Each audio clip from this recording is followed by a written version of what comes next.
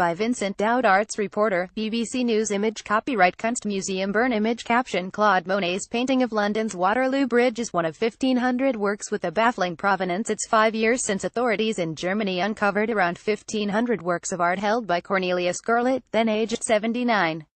Had inherited the work by artists ranging from old masters to Picasso from his father, an art dealer who worked with the Nazis to acquire valuable artworks from Jewish families. Now exhibitions in Germany and in Switzerland are putting highlights on display, in the hope of alerting descendants who may be the rightful owners. Gurlitt suddenly came to public notice in 2013. The German authorities had already known for a year that an astounding hoard of artwork had been found at his addresses in Munich and in Salzburg. The artists ranged from Picasso to Dürer and Toulouse-Lautrec. Initially, officials tried to keep the discovery secret. After all, Gurlitt appeared to have broken no laws. But a news magazine got hold of the story. The collection had been inherited from Gurlitt's father Hildebrand, a major art dealer who died in 1956.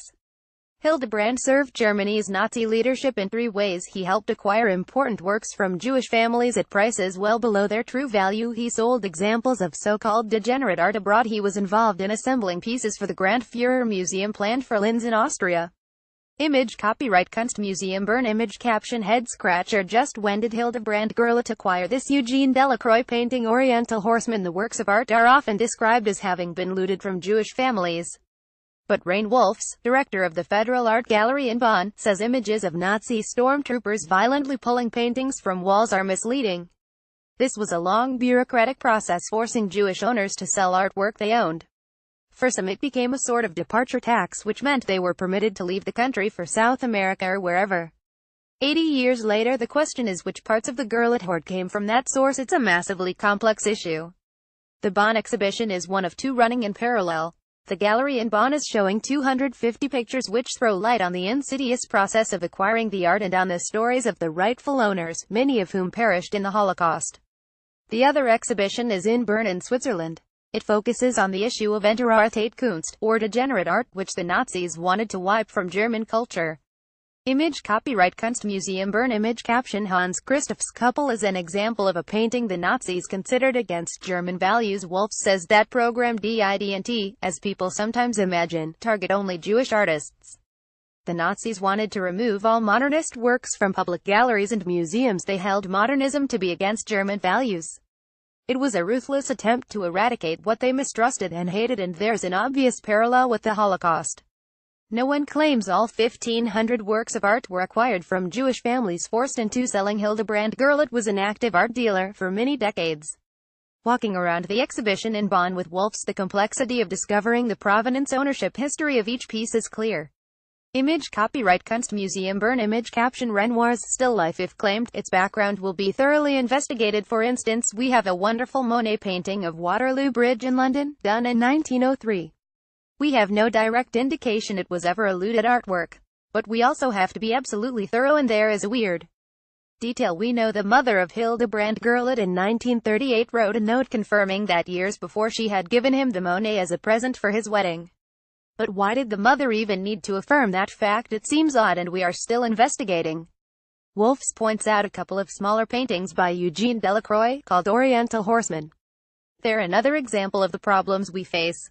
There are clearly deficits in our knowledge, and we just don't know when they were bought by Hildebrand Gurlitt.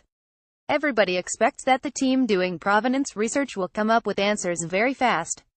But in many cases, the books are missing and whole archives no longer exist. It seems the Delacroix images are not under suspicion of being looted. But if somebody makes a claim, we always investigate seriously. It's one of the main purposes of the exhibitions. We want people to make claims if they believe they are heirs of the rightful owners. Stefan Koldfehoff is a well-known German arts journalist who's written a book about the Gurlitt affair. Image copyright Kunstmuseum Bern. Image caption Albrecht Dürer's Night, Death and Devil. At first the authorities in Germany did not handle the situation well. No one seems to have realized how enormous the story was. But eventually they saw this was a way to portray themselves as people who would do something good for Holocaust victims and for those who are still searching for the artwork. Cornelius Gurlitt died in 2014 and bequeathed his collection to Bern. But Koldfehoff says that, in doing so, he gave the German state a massive task. Germany has said it won't release works to Switzerland until every doubt about their history is gone. A whole team is working to achieve this. but as I understand it, there are around 400 cases where it's proving very hard or impossible to come up with any answers. Only a handful of works have been restituted so far to descendants of owners from the Nazi time. So in the end, I'm sure there will always be a remainder which present impossible questions of research. But the exhibitions are genuinely a way of trying to be transparent. Gerlit Nazi art theft and its consequences runs at the Federal Art Gallery in Bonn, Germany until the 11th of March 2018.